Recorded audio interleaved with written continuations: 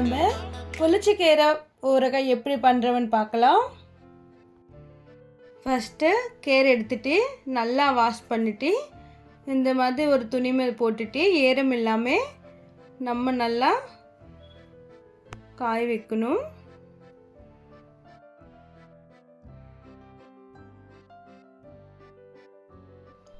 Two hours ஆயிடுச்சு. இப்போ பாருங்கள், ஈரமே இல்லை, நல்லா காய்ஞ்சிச்சு.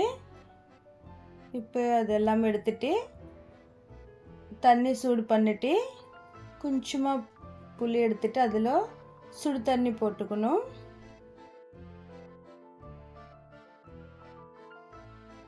ஒரு கடாய் வச்சுட்டு அதில் நல்லெண்ணெய் ஊற்றிட்டு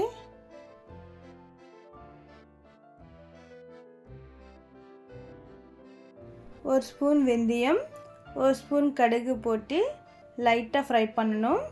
அதுக்கப்புறம் இதில் காஞ்ச மிளகாய் போட்டு நல்லா ஃப்ரை பண்ணணும். அது எல்லாமே ஒரு கிண்ணத்தில் எடுத்துட்டு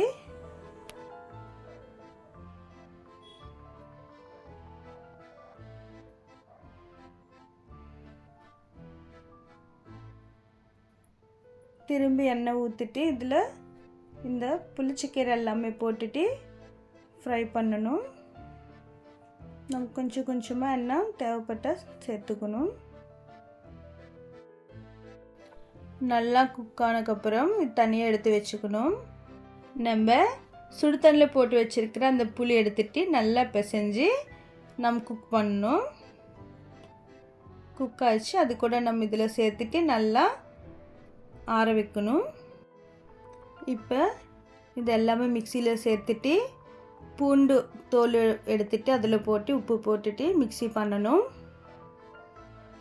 இதில் இந்த கீரை புளி சேர்த்துட்டு திரும்பி லைட்டாக மிக்சி பண்ணணும்.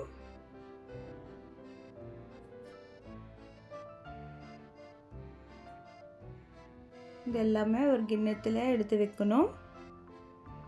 திரும்பி கடாய் வச்சுட்டு அதில் எண்ணெய் போட்டுட்டு அதில் கடலைப்பருப்பு லைட்டாக ஃப்ரை பண்ணி அதில் சீரகம், கடுகு, காஞ்ச மிளகாய்,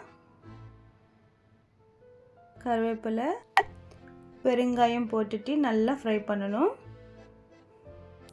அதில் அரைச்சி வச்சுக்கிற இந்த ஊறுகாய் போடணும். இது 1 year வரைக்கும் இருக்கணுமாண்ணா, இல்லை 1/4 கிலோ எண்ணெய் போட்டுக்கோங்க, கெட்டு போகாமல் இருக்கும். அவ்வளோதாங்க, நம்ம ஊறுகாய் ரெடி ஆயிடுச்சு.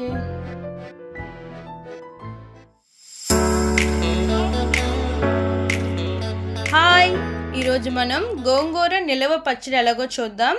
మనం గోంగూర తీసుకొని దాన్ని బాగా కడుక్కొని ఫ్యాన్ గాల్లోనే మనం బాగా ఆరబెట్టుకోవాలండి, తడి లేకుండా. అప్పుడే ఇది బాగా నిలవ ఉంటుంది.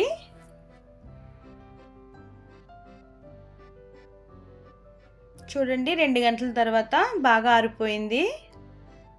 ఇదంతా తీసి పెట్టుకొని మనం వేడి నీళ్ళు తీసుకొని చింతపండులో వేసి పెట్టుకోవాలి. ఇప్పుడు ఒక కడాయి పెట్టుకొని అందులో గాను నూనె వేసుకొని 1 స్పూన్ ఆవాలు, 1 స్పూన్ మెంతులు వేసుకోవాలి.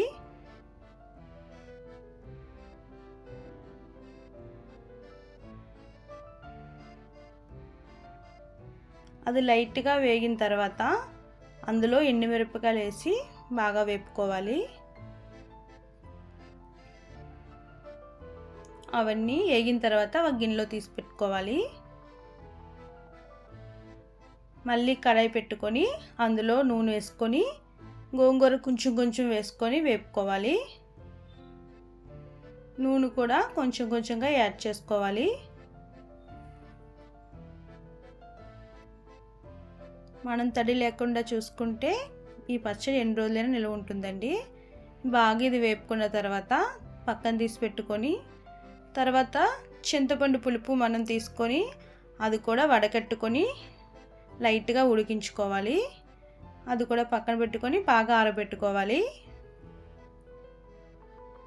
ఇప్పుడు ఒక మిక్సీ గిన్నెలో ముందుగా వేపెట్టుకున్న పోపులు తొక్క ఒలిచిన వెల్లుల్లిపాయలు, ఉప్పు వేసి మిక్సీ పట్టుకోవాలి. తర్వాత ఈ ఆకుకూర వేసి మిక్సీ పట్టుకోవాలి.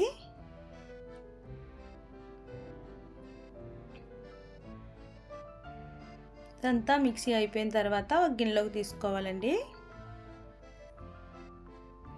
మళ్ళీ కడాయి పెట్టుకొని నూనె వేసుకొని శనగపప్పు, దీన్ని మనం లైట్గా ఒక తాలింపు వేసుకుంటే సూపర్గా ఉంటుంది.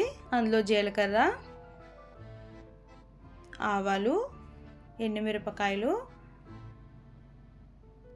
కరివేపాకు, లాస్ట్గా ఇంగ వేసుకోవాలండి. ఇది ఒక పావు కేజీ నూనె వేసుకొని మనం చేసుకుని ఒక బాటిల్లో వేసుకుంటే సంవత్సరం పాటు నిల్వ ఉంటుందండి. అంతే, మనకి ఎంతో టేస్ట్గా ఉండే గోంగూర నిల్వ పచ్చడి రెడీ అయిపోయింది.